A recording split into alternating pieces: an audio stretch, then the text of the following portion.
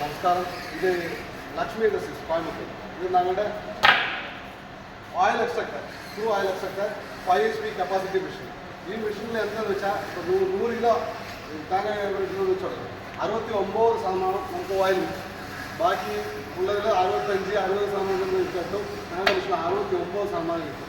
ഇത് ഇങ്ങനെ വരുമ്പോൾ ഇതെടുത്ത് ഈ പാത്രത്തിലിട്ട് ഇത് ഓയിൽ ഫിൽട്രേഷൻ ആകുന്നു. കണ്ട ഈ ഓയിൽ നല്ല പ്യൂറായിട്ട് ഫിൽട്ടറായിട്ട് വരുന്നു. ഈ ഫിൽട്ടറും ഞങ്ങളുടെ കയ്യിലുണ്ട്. ഇത് ഞങ്ങൾ തരാം.